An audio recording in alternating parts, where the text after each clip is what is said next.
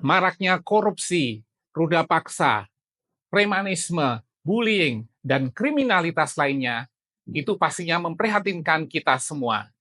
Ini menandakan bahwa sistem pendidikan di Indonesia belum berhasil, terutama yang menyangkut pendidikan karakter. Bagaimana potret pendidikan di Indonesia? Apa yang dimaksud dengan pendidikan karakter?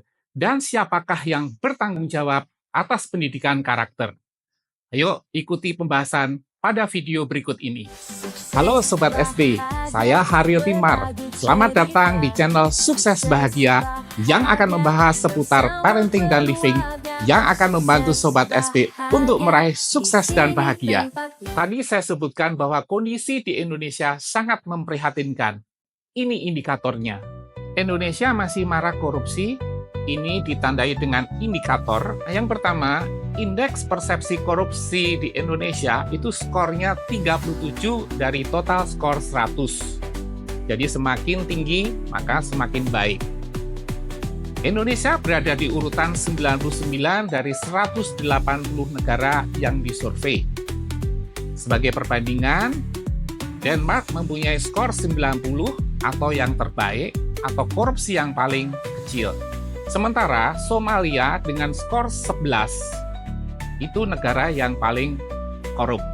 Yang kedua, indeks sumber daya manusia Indonesia itu berada di urutan 96 dari 173 negara yang disurvei. Artinya, di sini indeks sumber daya manusia Indonesia masih rendah. Yang ketiga, indeks kriminalitas 6,85, paling tinggi nomor 2 di ASEAN setelah Filipina, dan nomor 20 di tingkat global. Yang keempat, menurut World Population Review di tahun 2024, rata-rata IQ orang Indonesia itu 78,49, yang menduduki ranking 127 dari 197 negara yang disurvei. Yang kelima, Indeks Pembangunan Literasi Masyarakat atau IPLM itu 64,48 dari skala 100. Dan minat baca sangat rendah, yaitu hanya 0,001%. Artinya, dari 1.000 orang, hanya 1 orang yang rajin membaca. Nah, inilah tadi beberapa indikator yang menunjukkan bahwa kondisi Indonesia belum baik. Apa hubungan indikator tersebut dengan pendidikan? Kalau pendidikan itu baik, maka tingkat korupsi akan turun. Indeks sumber daya manusia akan naik, begitu juga IPLM juga akan naik, IQ juga akan naik. Sedangkan kriminalitas pasti turun. Bagaimana potret pendidikan di Indonesia? Ciri khas dari pendidikan di Indonesia sering ganti kurikulum. Ini kurikulum yang berlaku di Indonesia dari tahun ke tahun. Tahun 1984, kurikulum CBSA atau Cara Belajar Siswa Aktif. Tahun 1994, disebut kurikulum 1994 dengan ditandai banyaknya mata pelajaran. Tahun 2004, KBK atau kurikulum berbasis kompetensi. Tahun 2006, KTSP atau kurikulum tingkat satuan pendidikan. Tahun 2013, kurikulum tematik dan karakter. Tahun 2022, kurikulum merdeka. Dan tahun 2024 ini, pemerintah kembali mengadakan tes kompetensi akademik sebagai pengganti UN.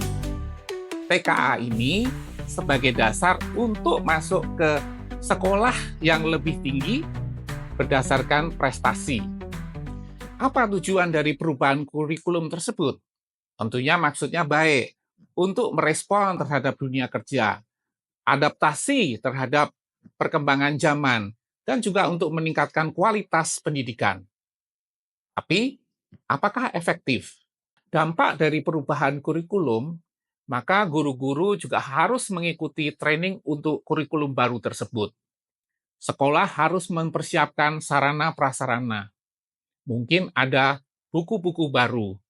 Orang tua juga sulit untuk membantu belajar anaknya, karena belum memahami sistem yang baru. Begitu juga dengan sistem penerimaan murid baru, selalu berubah-ubah. Dulu dasarnya UN, lalu UN plus tes lokal. Di tahun 2013-2014, UN sudah tidak ada, diganti dengan sistem zonasi, khususnya di DKI. Pada waktu itu ada sekolah-sekolah favorit. Ada sekolah favorit yang disebut dengan RSBI, Rintisan Sekolah Berbasis Internasional. Kemudian ada RSBN, Rintisan Sekolah Berbasis Nasional, dan ada sekolah yang biasa. Nah, ini dengan sistem zonasi, maka favoritisme tersebut dihilangkan. Tapi apa dampaknya? Suatu saat, saya pernah diundang oleh guru-guru di sekolah anak saya dulu.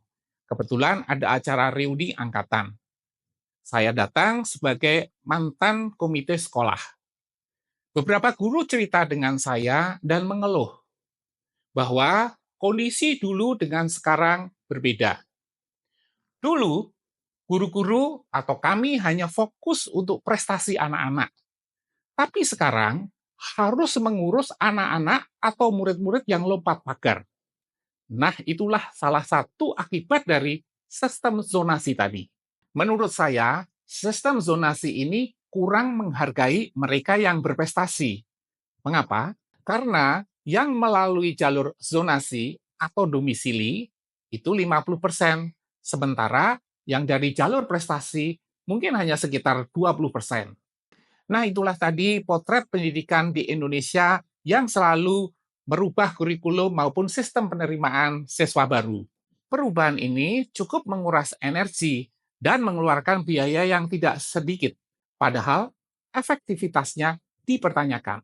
Di Indonesia, yang paling penting adalah keberhasilan pendidikan karakter.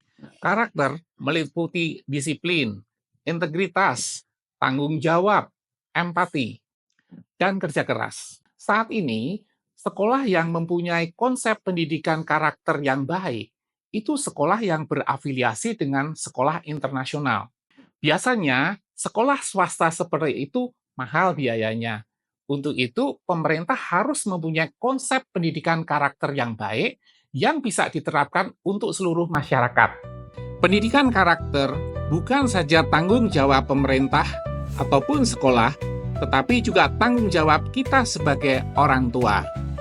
Apabila pendidikan karakter di suatu negara itu berhasil, maka otomatis negara itu akan menjadi negara maju. Sebagai contoh, negara Jepang. Pendidikan karakter di Jepang berhasil dengan baik, sehingga negaranya menjadi maju. Untuk pendidikan nasional, seharusnya pemerintah mempunyai master plan 25 tahun, agar arah dan tujuan pendidikan konsisten. Meskipun master plan ini harus direvisi sesuai dengan perkembangan zaman dan teknologi. Nah, inilah tadi pendapat saya tentang potret pendidikan di Indonesia dan permasalahannya. Apabila Sobat SB mempunyai pendapat lain, silahkan berkomentar untuk kita diskusikan lebih lanjut. Sukses bahagia berbagi cerita, sukses bahagia bersama keluarga, sukses bahagia di sini tempatnya.